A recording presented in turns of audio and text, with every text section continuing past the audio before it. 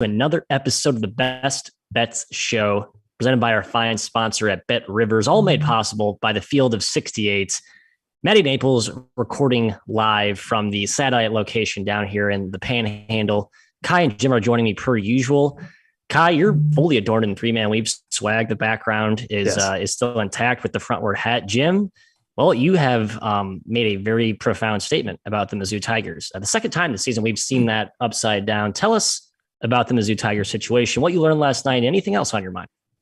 A couple things. One, if you say Maddie Naples too fast, it sounds like Maddie Nipples, so be careful. Two, Mizzou stinks. That's okay. Is that a bad thing?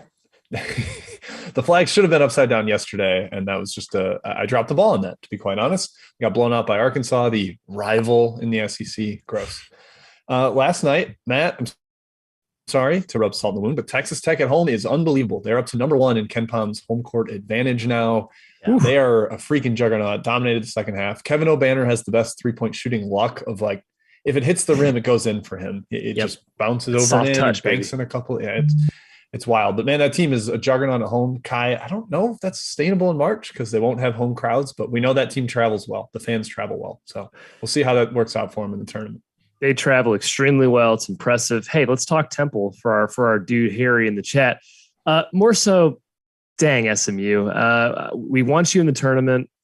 You're missing Kendrick Davis. Yeah, but Temple is missing Dunn and Williams. I mean, that's a game you got to win if you're SMU. It's a shame they lost. Now their hopes aren't dead, but boy, their schedule's not easy going forward in the American. Still have Houston on the docket. Still have Cincy. Still have Memphis. Still have Tulane. A little bit worried about the Ponies, Matt. And you know what? If they can't get the job done, you can't get the job done. The tournament is unforgiving. Only the deserved get in, Matthew Cox. Yeah, sounds like Tim Yankovic is under one of these unspoken handshake behind-the-scenes agreements where tournament, you keep your job, fail to make it, you're not going to be coaching next season. Bruce Weber, another one of those that we've heard murmurs about that it's basically get in and you stay in, don't get in, and you're going to be tossed to the Wolves. Kind of my takeaway is sort of off the beaten path from a national conversation perspective. UNLV, right in Jim's neck of the woods. The Runner Rebs have impressed me, kids. Good. I believe they've covered 5 of their last 6. They've just been very impressive. I think Jim and I were pretty high on this team preseason. It was one of those that we had circled as a wait for it to come together and then believe in it when you start to see it. Now we start to see it, right? So long. Would you say you have successfully done that? Because I haven't successfully followed that. No. I mean, Jim, there's probably 20 teams where it's like, oh, we thought this team would be good, I guess, or not. Docks 5 points in ratings. And then the next game, they're like, oh, okay, now that you docked us, we're going to just go ahead and play to that rating you initially had said. So don't overreact. That's right. Mr. Boston would always say that to us. We should have listened and taken copious notes, but hey, such is the funds, or I guess the frustration of gambling. So let's continue with the outline here. We'll fly through this. I'm sure a ton of chat mail questions are going to be flying because these Thursday slates are behemoth, kids. My God, like I get to like the rotation number, like 800. It's like there's 20 more games. Like the late night games are deeper than expected. And there's Midwest games that are like at later. Anyway, Michigan at Iowa. This is a fascinating matchup because we talked about this on our other podcast, our other show, and basically questioning, Kai, can Iowa possibly be laying 6 to Michigan? And based on how Iowa's played at home this season, you can buy it. Now, I tend to side with the early market, which pushed this number down to +5, which is where it sits currently. Mm-hmm. I'm tempted to hop in small, a Michigan +5. I think that's just a high number for a team I still believe in. What are you looking at here? There's a couple things at play here, Matthew. Obviously, Iowa's super good at home, 9-5 against the spread as a favorite at home. Everyone knows this, but I think everyone also agrees they're not a top 18 team like they're currently ranked in KenPom. Blowouts have inflated their value, and blowouts certainly matter, but these blowouts are coming against quote unquote bad teams, and Iowa's offense can go supernova at any moment. Michigan's in desperation mode. This is a huge Q1 opportunity for them. It's a season-saving opportunity potentially if they get this win. I'm worried about Michigan's defense a little bit. It's been poor in Big Ten play. Keegan Murray clearly can get what he wants tonight. But on the other end, I think Michigan finds success inside. Iowa's defense is pretty soft in the middle. They're the worst defensive rebounding team in the Big Ten. I kind of lean towards this too high, Matt, at 5. I like to better at 6, of course, but at 5, I'm leaning towards the Wolverines. Yeah, this is basically what I made it 5. So I would like on 6, I would have leaned towards the number coming down and say, okay, sure. Now it's about where it belongs. I feel like we've got to draw attention to the fact that UNC has gotten a ton of crap for not having a Q1 win. Iowa doesn't have one either. And they're like seen as comfortably in 7 seed, yada, yada, yada. Like they have beaten nobody that's for sure going to be in the tournament. Right now, their best win is Indiana at home, Matt, and that is a Hoosiers team that is sadly sinking. That's an ugly duckling win now. That one's not going to age well. If Indiana gets this win, they will join North Carolina in the our best win is Michigan at home department. So I'm not sure that's really a place you want to be, but you also don't want to lose it. Iowa has such a resume that is like you can fall fast because you don't have any big wins to lean on, not the way like Iowa State, for instance, does. So the number I think is probably about right. I sort of lean towards the under because I think pace will be slow, but efficiency is scaring me away from actually betting that. Not actually going to touch it, Matt. Yeah, I mean, opened at 151. It's been bet down to 149.5. Wish I could say that was me, but it was not me. Yeah, wasn't me either. But it does feel a little bit high, just off the initial gut reaction to that. All right, enough said about this game. Just in general, Michigan, man, who would have thought preseason we would say Michigan +6 at Iowa? But here's where we are at February 17th, 2022. Next on the outline, we have American action. Wichita State headed to Cincinnati, Jim. The Bearcats had a big opportunity last game against Memphis, a white-hot Memphis team, by the way, which basically has completely changed the paradigm of how we look at that team. But no Abdul-Ado is a huge loss for that front line, and Wes Miller talked about his importance in the post-game presser. So you cannot bet this game, in my opinion, without knowing his status. I know I'm the king of players don't matter, but for a team whose identity is built on their physicality and toughness up front, I mean, Ado really embodies that. So that's a key lineup check for me in this game. Yeah. Ado. There's much ado about something here. Sorry, Matthew. Ado. The only reason I corrected you because I want to make that stupid joke. So sorry about that. That's good. I'd add that to my name mispronunciation chart, which is it's like 4 pages long by now. My goodness. He's especially important against Wichita, who likes to drive. They like to get to the rim off the bounce. It's kind of their game. Unless Tyson Etienne is actually hot on his like 28-foot rainbow threes, which have been mostly off this year. That's how they have to score, and they struggled to score last time against Cincinnati. Could probably do the same again here. It feels like a rock fight to me, Kai. I don't really have a strong lean here. I do think Ado matters for the side as well. So, like Matt, I'm not touching it until I know for sure what his status is. Yeah, Wichita is just in a sad spot. 4-9 in conference play. That's not something we were used to seeing. They won the regular season title last year with basically this roster. Yeah, it's weird. I'm not sure exactly what's going on. Their offense has been terrible, like you said. Game 1 was gross, 60 possession game. Cincinnati won that first game at the Roundhouse. Impressive feat, even in this current season. Since it's lost 2 in a row, their hopes for an at-large bid are probably gone mad. I agree, Ado is important to check in this one. Also worth mentioning, Porter was missing for the first game for Wichita. Major scoring factor for them in the backcourt. He's probably back in this game. I believe he is back in this game. He's another one of those feisty MFers in their backcourt. Yeah, huge. Right. Wichita actually dominated the glass in the first game, which is surprising because Cincinnati's been good on the boards. Now, without Ado, they could do that again. Spread feels kind of right for this game around 2. I don't have a whole lot of feel, but if Adu's out of the lineup, I have to lean towards Wichita. Yeah, I kind of thought the spread was a little bit short, but again, I think that's without factoring Ado, and we just talked about how important he is. So again, you make that proper adjustment, you could sort of see how the odds makers came up with that number. Hey, quick update here. Halftime currently, early day ball in Buffalo, Eastern Michigan, 38-30. Why is this Buffalo game on right now? It's so weird. I had no idea. Any second half leans, fellas? Buffalo continues to rout Eastern Michigan, who takes maybe the worst shots I've seen all year. No, I don't really. I think the second half already started, Matt, so we don't really have a. Can't give you. I would. Buffalo just hit a 3 to start. So. Okay, maybe you lied about Eastern Michigan on the bounce back, Jim. That's our angle there. Yeah. No, I'm not touching Eastern Michigan. Buffalo's kind of cooking lately. They are cooking. All right. Well, hey, speaking of mid-major juggernauts, we're going to talk about one, maybe 2, depending on your opinion on both these teams. Kai, going to the Colonial, a conference that is in complete disarray right now. I believe the projected winner is slotted to go to a 16 seed on the bracket. That is assuming, though, of course, UNC Wilmington holds on to their top spot and secures the automatic berth. They are hosting Towson, and it's a very short road favorite spread here. The Tigers laying a field goal on the road at Wilmington, who's been the Cinderella story all year. Here's my handicap in a nutshell. I love Towson here. Lost at home to UNC Wilmington in the first matchup. They are playing their best ball right now, in my opinion. I think they're categorically better than UNC Wilmington is probably a stretch too far, given how well Wilmington's play. But I feel really confident that they're just a better team, and today's the right spot to back them in a pretty short spread. Yeah, this is Towson's chance to prove that the best team in the CAA, which we think they are. I think they are. I don't think it's very close. I think they're definitely the best team. They've been playing well all year. It's not just a recency thing. Non-conference too, Towson was awesome. And a win puts them essentially tied for first place in the CAA, half game back, pretty close. That first game that went to overtime, Towson was up 12 in the second half, but Wilmington came back. They grabbed a ton of their misses, almost 40% of them. They got to the line, which is very uncharacteristic for Towson this year. They're fouling the lowest rate in conference play. Sending Wilmington to the line 26 times is kind of an anomaly. I don't think we see that again. I think Towson wakes up this game. I think they're more disciplined. I think they shoot better this game too. They shot very poorly in the first game.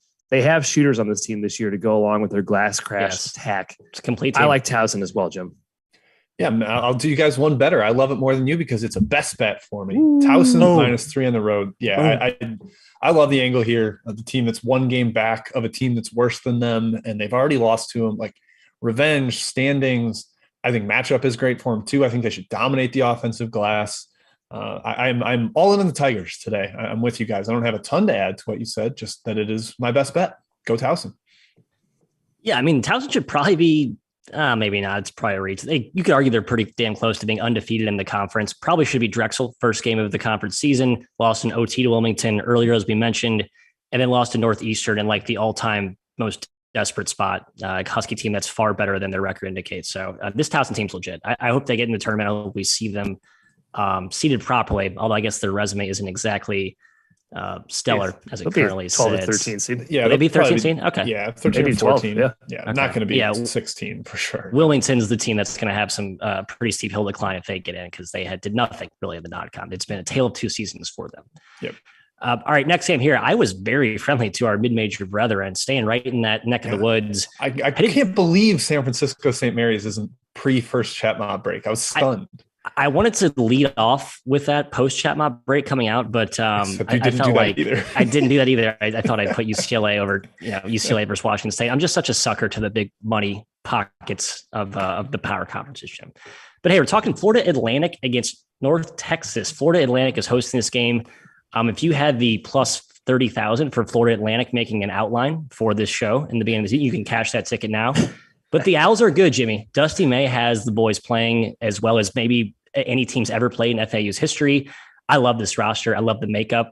Talked about how much I love Vlad Golden up front, the former Texas Tech transfer. He anchors that defense. But North Texas just wins no matter where they are and who they play. Short spread here. It's been bet up to -3 North Texas on the road. What's your angle?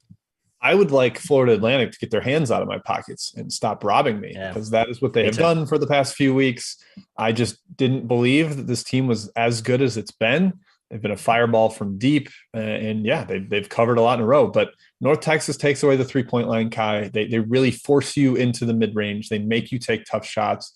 They turn the game into a crawl. You will not get transition points against this North Texas team. It's just a weird spot for them. They've got UAB at UAB on Saturday. Quick turnaround there, so some risk of a look ahead.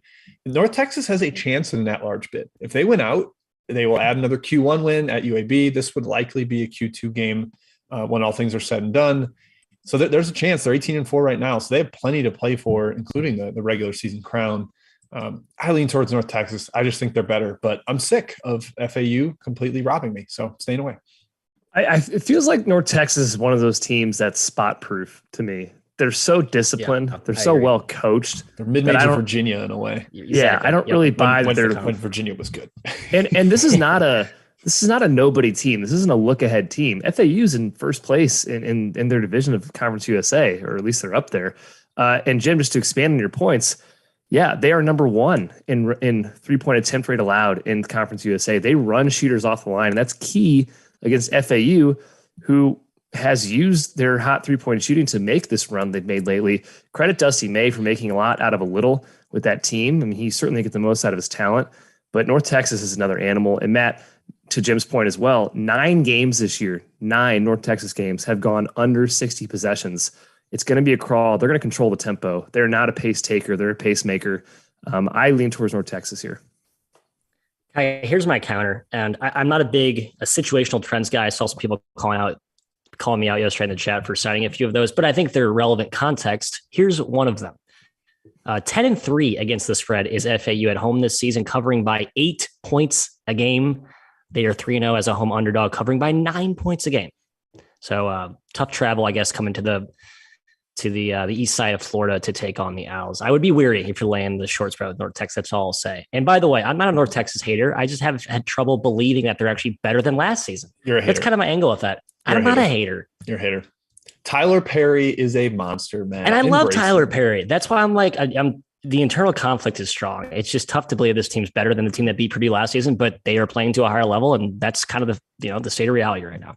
Yeah. Stop comparing to last year. Just look at this. Right. Look, this season. Thank you, Jim. Silo your view. That's right. That's a biased handicap. I appreciate you straightening me out. Now, straighten us out with some chat mob inquiries. I assume you are czarring today. Or is Kai rounding up the other question? And Jim, Kai, I'm going immediate rapid fire takes. Yeah, catch and shoot. A lot. Yep. All right. We have from Pat Taylor his best bets, which are now 9-3-2 after a push last night. Tough push on Purdue. That sucked. He's got Portland. He likes the Pilots at home against San Diego. Do you agree? Yeah, I do in a vacuum. But Mike Meadows, questionable, I think, is his status. He's important to that team. San Diego's no slouch. I think they're well coached. Toss up for me, which spread indicates as such. Yeah, Portland's been really, really good lately. So if I had to, I'd be with you on the Pilots. Matthias, in the Summit League, battle for second place. Oral Roberts on the road at North Dakota State. You saw North Dakota State get the win in the first one on the road. Do you see the flip-flop happening here? I do, but the number's about right. A short spread here. It's been bet down, though. Opened at -2.5, North Dakota State down to -1. I'm kind of tempted to back the Bison, Jim, at basically a pick 'em.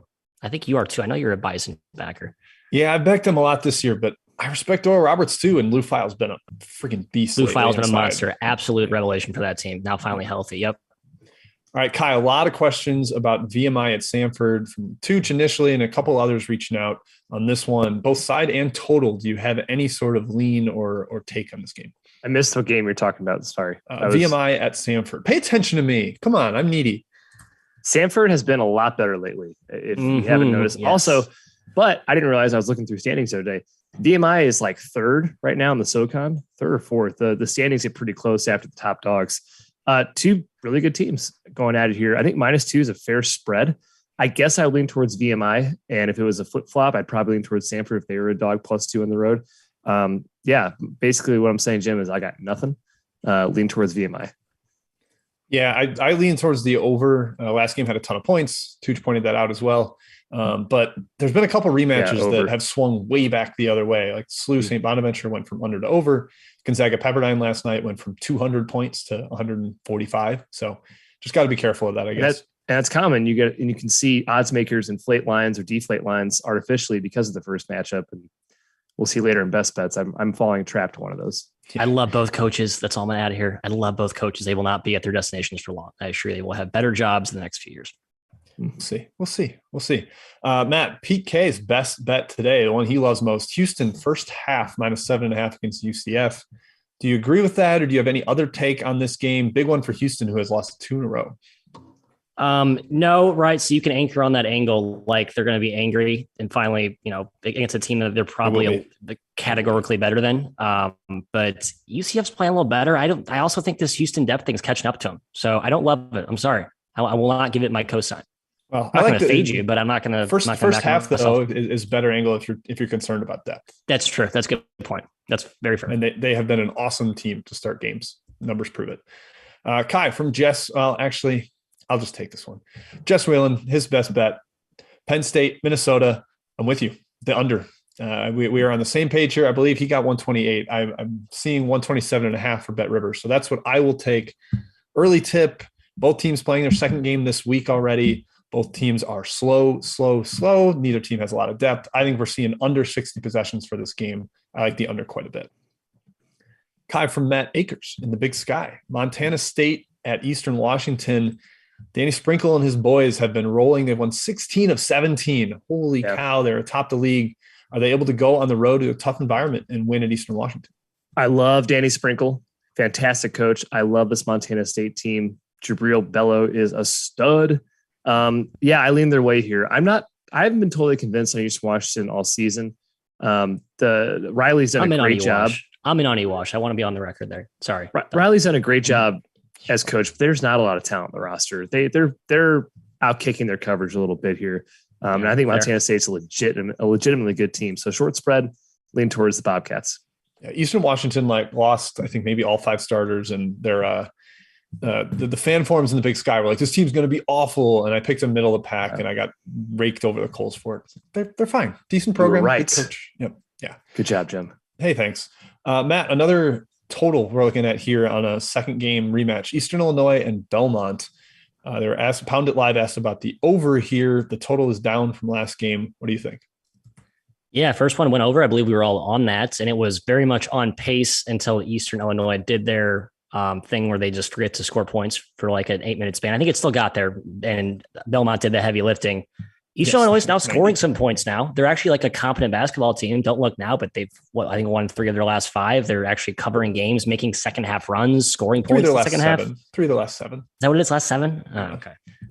They are playing better, though. Categorically better. No one can question that. I like the over. I think Eastern Illinois can actually score points, unlike the first matchup.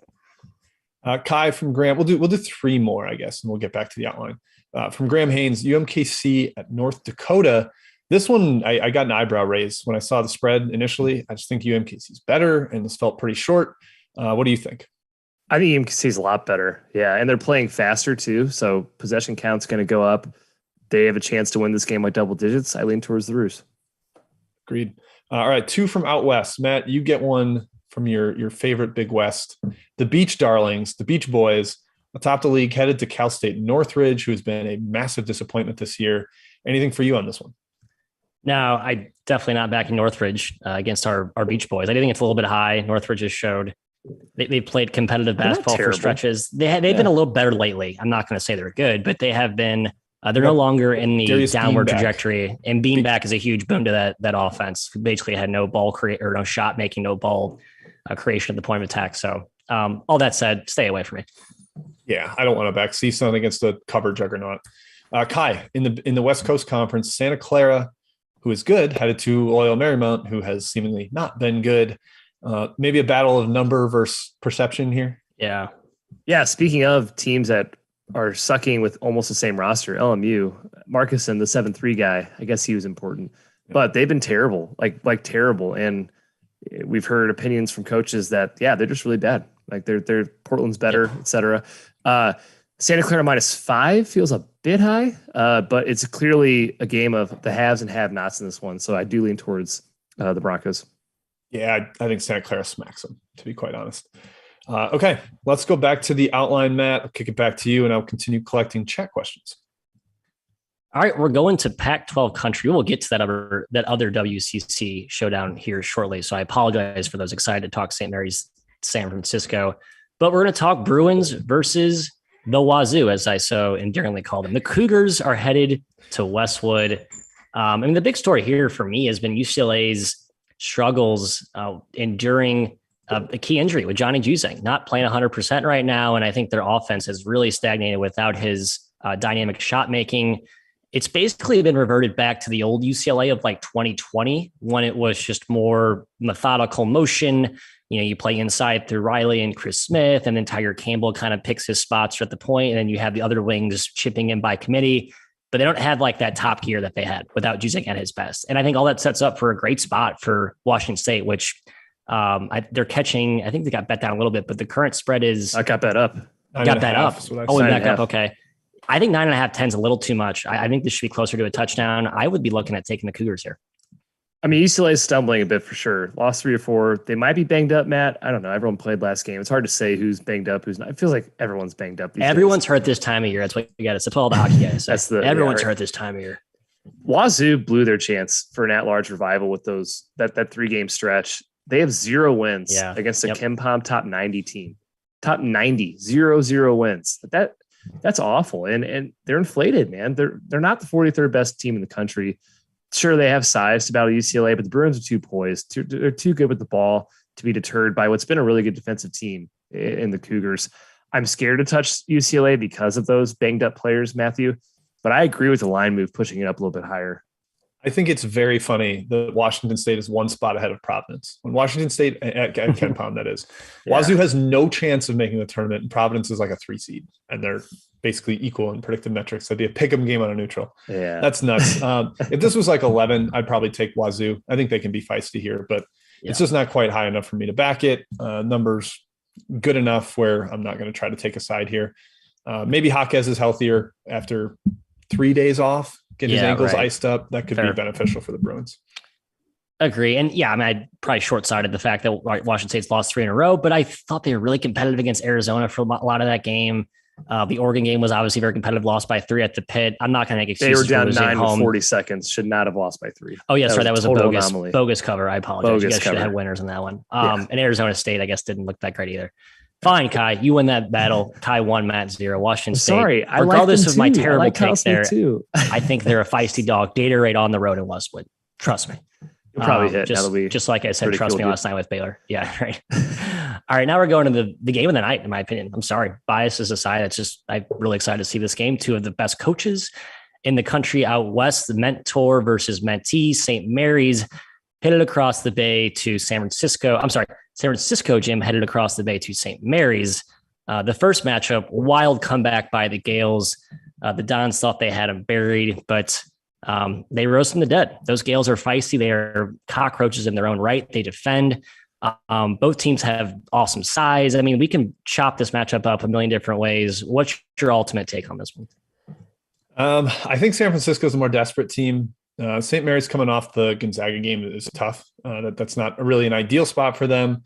I don't have a strong take in this one, Matt. I lean one way, and I know you have a much more emphatic take. So I'm gonna defer to you. Yeah, I'll take it back, Kai, real quick. You can pepper in your final closing thoughts here after I bang the gavel. But San Francisco is my best bet.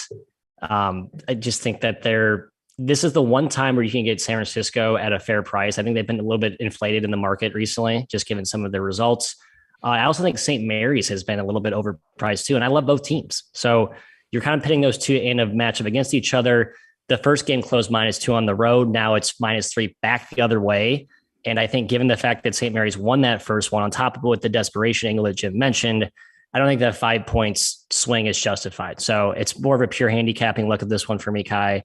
I'm taking the Dons +3 on the road, even though it's not exactly a taxing travel headed to Moraga. Were the Dons not favored in game 1? They were. They were. Yeah, so -2. So now they're catching 3. I think it makes sense. But it's a huge game regardless, right? USF locks in their at-large if they win this game. St. Mary's probably already there, but they lock it in too if they win. That 17-point lead in the first half was impressive by the Dons. It got up. Super impressed. Right? Like 23, right? Like they were crushing them. Yeah, it might be 23. That's why I'm saying the line's a little bit crushed, but I think it played to a higher number than -2. Is all I'm saying. Yeah, but you can't discount the second half. And Matthias Tass killed them. Fair. Maybe that was the game plan Golden went in with. It was let Task play one-on-one in the post. Well, he had 27 and 12. So I think he's going to adjust. He's a very good coach. The thing that worries me about this game, Todd Golden has never beaten Randy Bennett. Never. Yeah. And it's going to start on the road in St. Mary's. I don't know. They have the athleticism edge, probably even have the talent edge. I'm just worried about that coaching edge. And I love Todd Golden. +2.5 right now. I don't know. I'm staying away. Played for Randy Bennett, so this is played for Randy Bennett too. The He's his daddy. Versus the student. Can't beat the dad. Can Obi-Wan? I'm going to start. Can Obi-Wan Kenobi take down Qui-Gon? I was really hoping you did that master apprentice relationship right. Matt going into the nerd realm. Yeah. Been a few years since I've seen episode 1. But Jordan Majeski, just a quick final on this game, did mention the key adjustment that Bennett made in that first matchup. Completely swung the game and was the catalyst of that comeback. I think he changed some ball screen coverages, basically daring those Don's guards to shoot off screen. So we'll see if there's a counter chess move by the mentee against the Mets tonight, Mr. Todd Golden. All right, let's stay out west. Jim, Arizona State hosting Oregon. I've been stubbornly backing Arizona State a lot, but again, I think they continue to show pockets of hope. And perhaps that's what is the dangling carrot that keeps me back in them when perhaps I probably shouldn't been for most of the season. But Oregon, I mean, talk about whack-a-mole team. My goodness, can't play a full 40 minutes to save their lives, but we still think they're a good team. The question is, are they going to play like that for the entirety of a basketball game? Right. Can you trust them enough to back them? Because look, they were a clear winner against Washington State, and we still didn't get the ATS win because of the collapse. I like them again here, stubbornly. I like the Ducks. I think this is another one of those road flip-flop situations where Arizona State had a fluky win at the better team the first time around, and Oregon has a lot more to play for at this point. Arizona State's played well lately, Matt. They got that UCLA win. They beat Washington State on the road. I think maybe that we don't get as strong of an effort here, although it's the Ducks. This is a conference powerhouse. I'm sure they'll be up for it. I like Oregon here. It's been bet up a little bit, so it is not one of my best bets, but it was close to making the cut, Kai. Yeah, I'm glad Oregon woke up from its nap against Cal with the win over Washington State. I want to see them in the tournament. More like a coma against Cal. Yeah, my God. This is a can't-lose game. And Arizona State is not a pushover. They beat UCLA at home already. They beat Oregon on the road. So that's the revenge factor here. It's going to be full revenge mode. Gave Arizona all they could handle too, yeah. Yeah, they did. ASU won in overtime at Eugene, and Oregon was up 4 points under 2 minutes left. Again, that collapse, playing the full 40. You guys mentioned Eric Williams didn't play. He's in the lineup. That's a big addition for the Ducks. Line value, Matt, you talked about first game spread with the other game, but how about this one? Close 9 at Oregon, implying around 6 on a neutral, implying around 3 at Arizona State. It's 5. No Williams. Maybe that's the answer, the 2-point difference there that you'd probably expect here. 5 might be a tad high for me to lay with Oregon. Yeah, it opened at 4. So maybe if you hopped in on the overnights, you got a better price there. But so yeah, it's sitting at 5 pretty much everywhere. I'm not going to lay it. I think just in general, unless you have a really, really strong situational take or other take on a Pac-12 team, it's just a conference I don't like to get involved in. A lot of randomness. The Pac-12 after dark shtick started by our beloved KenPom is a very real dynamic, and crazy BS happens. So just how it goes. All right, last game here. Again, Kai, in the western part of the country, really giving a lot of love to our West Coast brethren, as I sit here away on the East Coast of the country. New Mexico, the pit is where the showdown between the Lobos and the Rams will be hosted tonight. What do you have? Huh? This is the sentence structure of that. Was kind of a terrible. The pit is where the showdown. The pit is where the game will be played between the two basketball teams. Team A is Colorado State. Team B is New Mexico. Jim, I think the spread's a little big. That's my take in a nutshell here. New Mexico has been feisty. I know we've talked about their front court being banged up and basically non-existent, but the way House and Mashburn can kill people in ball screens, I think that's such a deadly offense, and it always has backdoor potential. Even Colorado State gets up big. You're always going to be in the fight, especially at home. And we know the Rams have a propensity to blow leads. A couple this season they've let get away. So I would not be sleeping here on the Lobos at home. Yeah, the concerning part for me is the Lobos just had like a home run effort to beat Wyoming on Tuesday. Like it's a quick turnaround, not a great spot for a team that I don't generally classify as like super mature and smart. So it's not a smart team. It's not very smart. They have some very confident, rational gunners, but not a team that I'm totally trusting. They're 9-2-2 against the spread at the pit. They're pretty good at home. That's key. This is a hard stay away for me, Kai. Very, very hard stay away. It's just such a tough place to play. Wyoming, man, they were looking awesome against everybody. And then come to the pit. You don't leave alive, Matthew. Yeah. Colorado State won game 1. And that's despite going 6 for 20 from 3 when New Mexico State was 14 for 33. Still won. David Roddy had a huge game inside. He's going to again. There's no answer for him. 7.5 though feels high. There's no New Mexico's no pushover at home. Clearly the better team is Colorado State, but I lean towards the pit magic there, Matthew. I do too. I've been a New Mexico backer for much of the season, but I feel like I abandoned ship a little too soon when those front court dudes went out, and they've just managed to play well in spite of those. Just basically over-indexing more on scoring and letting more teams score against them. But net that has been a positive. Spread's been bet up a little bit, 7.5. It's a pretty good number. So if you catch 7 in the hook, I'd recommend hopping in. All right, we're done. Well, we're not done with questions or the show. We're going to get to a litany of chat mob questions. We are done with the outline though, Jim. Let's hit round 2. Right back at you, Matt, from Sean Dusek, UNC Greensboro at Chattanooga in the SoCon, the leaders in the SoCon, Chattanooga. What do you think? I did take Greensboro. I think they've been feisty, and I know that Silvio De Sousa is a game time decision. Sorry, he's doubtful tonight. That's not really a part of my handicap. They play well without him. I'm not saying he doesn't matter, but I think they can adapt, and they're multidimensional with their weapons. All that said, I still like Greensboro. I think the spread's too big. I think it's up to 12. I'd play anything 11 or higher, or take anything 11 or higher. Right, Kai, in the Big Sky from Fondell, Sacramento State, who hasn't covered a game since basically 2021 at this point. They are headed to Weber State, who also had a brutal week last week. Which one do you think gets the bounce back cover here? Kind of a gut lean that Weber kills them, but that's just because Sacramento State's been brutal lately and nothing else, Jim. Yep, that was what my heart said as I looked at it, but who knows if it'll happen. We got a 3-pack from our guy Harry, and he gets them all answered when Temple has a big win. So, Matt, starting with you, App State, team that has driven you a little bit nuts this year. They're hosting Troy and Scott Cross. What do you think on this game? Felt low, but I've said that about every Troy game this season, and they just continue to play well and outpace the odds makers' expectations. It's actually been bet down to 3. I would take App State at 3. If you can find it at your local book or bookie, I think 3 is worth an App State ad. It's a tough place to play, man, up in the mountains in Boone. Yeah, worth a dabble, I guess. All right. Kai, another team that continues to outpace odds makers' expectations, Middle Tennessee, laying 4 on the road at FIU. I believe they are the best ATS team in the entire country this season. They have been incredible. Does that continue today on the road? I lean their way. I'm not impressed by FIU, and I'm super impressed with Middle Tennessee. So, yeah, I lean their way at -4. Yeah, I'm kind of at the point this late in the year where the teams that are playing really well, I trust them more than the teams that have been crappy. I don't think this is where they suddenly find their edge and figure things out. Yeah, which is a perfect transition to the next game, Old Dominion at Marshall.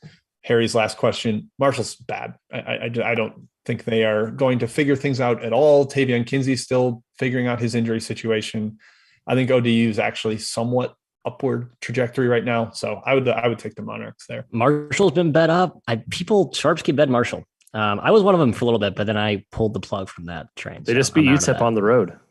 Yeah, signs of things to come. Ooh, I watched that ODU game though, man. No hard-earned dollars on Marshall. I watched that ODU game. They're pretty good. They played their best game ever, but they're pretty good. Kai, staying in that same league from Ray Reyes, Charlotte at Western Kentucky, another team that was disappointing, but Western Kentucky actually has started the climb up the standings before the conference tournament. What do you think? Yep. Yeah, it feels a little high to me, but I have nothing strong. Matt always has to get a take in. If Western Kentucky's mentioned, even if it's rapid fire, he's got to sneak something in. Matt, you can talk OVC. Your Tennessee Tech boys, Golden Eagles, hosting SEMO, who I think has everybody back from their little COVID issues. Anything for you on Tennessee Tech? No, a vintage low end of the totem pole OVC matchup where I just have no freaking idea what happens. And this includes SIUE, this includes Tennessee State, this includes Tennessee Tech, this includes there's one more in that mix too. Austin Peay's actually been pretty good lately. Who cares? Don't touch this game. Don't touch this game. Okay. Another one from Ryan A. Kai, Cal Bakersfield headed to UC Riverside in the Big West. I tend to think Riverside is just better, but man, it's tough to lay points in a game that could be like 54-48. Yeah, that's the worry. It could be super low scoring, but I thought it was a little short at 6.5. I lean towards Riverside. Bakersfield's been really bad lately. Really bad. I don't like that team. Matt, UAB just lost to Old Dominion. Ray actually asked about the letdown for Old Dominion. I kind of buy that, but UAB now hosting Rice. I believe you backed Rice when they got the outright win over UAB. Are you taking the Owls again? No, I don't. I think that revenge angle will play strong. However, I think UAB is very much a shell of itself right now. I know they have some injuries. They've been playing some weird minutes with like key guys not playing as many minutes as they were earlier in the season. They're limping to the finish line. I certainly would not be betting on a revenge strictly here. I'd just stay away. I don't think you need to touch UAB right now. Yeah, Rice hasn't had Olivari, one of their big time snipers. So that's also kind of a deterrent to trust either side in this game. From JVT, VSiN's own Jonathan Von Tobel, asking about an in-state team here from me. Nevada at San Jose State. Guys, I think Nevada's trending up right now. I don't know if you agree with me, but with Sherfield back in the lineup, their value got knocked so far down. I think they get a blowout win at San Jose State, who is better coached this year, but personnel is just lacking for them. No one goes to those games. No one. Sad. Really sad. Have you been? No, I've just watched on TV. Didn't look very I can't imagine. There's a lot of cool things to do. They have like this one super fan that sits in the baseline bleachers every game and just goes nuts. They talked about him. Very funny guy. The San Jose game. Yeah. I love that. It's every like Marlins fan. Marlins fan in San Jose. Yeah. Marlins fan. Yeah. Kai, Speed 380 asking about Delaware at Elon. Delaware likely still without Dylan Painter, we think. Does Elon actually have a good performance here? Elon's a hard team to peg. They get blown out, then they play close. They get blown out, they play close. I'm probably staying away. I lean towards Delaware, I suppose, but it could be one of those weird games where Elon swings back. Actually, Jim, I was requested to take the Elon question in the chat. You were. What do you think? I missed that. Sorry. I kind of like Elon. I think it's a little bit high. I do. And Painter had a setback, so there's a chance he may not play or will be hobbled tonight. I need to check my info on that. If he had a setback, I doubt he plays. He's yeah. Coming back. I like Elon being in a boot. Go Phoenix, baby. Fly with him. Multiple people have asked about IUPUI, Kai. Do we just continue the fade IUPUI and the under, even though it hasn't been mega profitable lately? IUPUI is 2-1 against the spread last 3 games. I don't. The problem is they're not playing like really, really good teams, and Robert Morris qualifies as not a really good team. So minus 14.5, you go with the angle of Robert Morris should not be favored by over anybody by this amount of points, but it's also IUPUI. So I'd probably stay away. Yeah, I saw the team total question. Sure, take the under team total. IUPUI team total. I'm fine with that. I will never bet IUPUI this season. I will only bet against them, unless there is some. It's like plus 50, then maybe I'll consider it. Matt from Lake Show, Creighton headed to DePaul. A lot of questions, maybe not a lot of questions, but he was curious why DePaul is favorite. Does that make sense to you? Well, DePaul's just been playing possessed, right, Kai? Our demons. Like, no fun. Yeah, look at the results. It's been actually feisty. Beat Xavier. They lost at home to Butler with Freeman Liberty last game. Butler's good.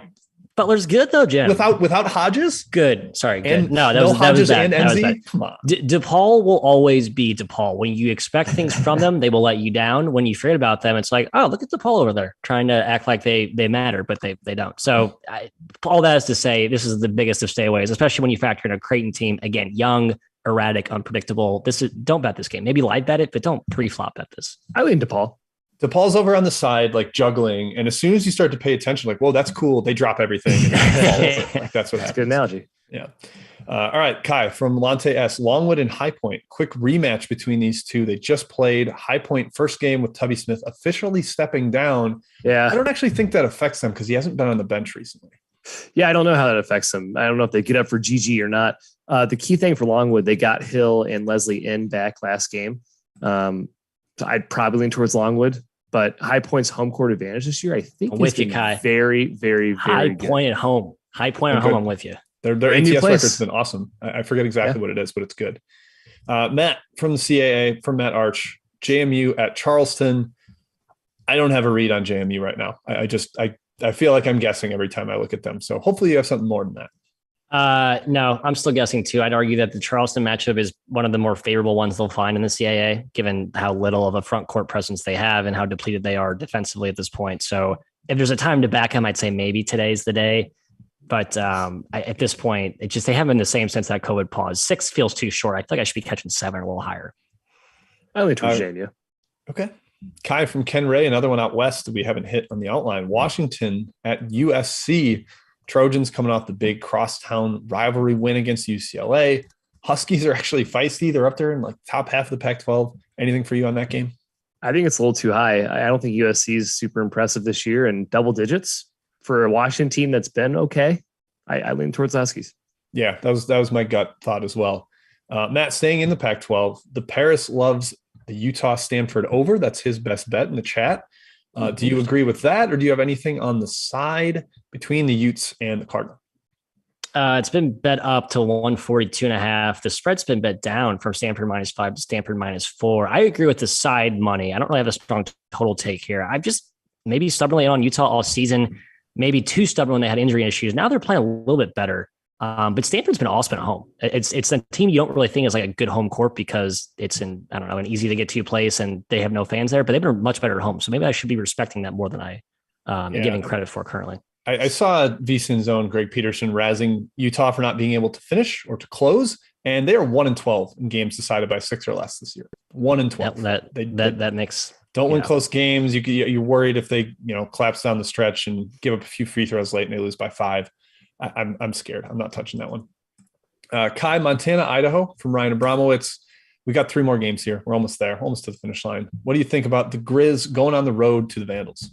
I lean towards the Grizz. Idaho's that weird team that's thrown huge knockout punches this year somehow and beaten really good opponents, but I think they still are who they are, and that is not a very good team. Not a great team. I think Montana's good, so I lean towards Montana. Yep, that's where I land as well. Montana's 11-6 against the spread as a favorite this year. They've actually been pretty good laying points. Matt, another one from the Big West. Ray Reyes actually kind of asked me this, but I don't have a super strong take. He said, is Enrique dead? Why are they getting 5.5 against the Gauchos? I don't know either. Yeah, it feels high. It does feel very high. Or Babs, we call them Babs, guys. That are official. No, Babs. For Babs. Yep. Yeah, they've been better lately.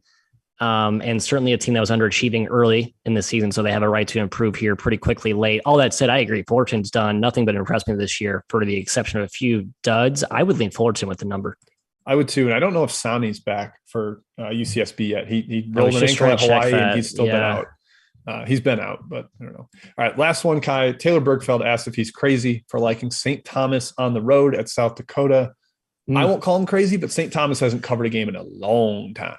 They haven't, and South Dakota's really good at home. And South Dakota's actually been impressing me after I faded them a lot in the non-con. They're pretty solid. I'd probably be a little scared back in St. Thomas.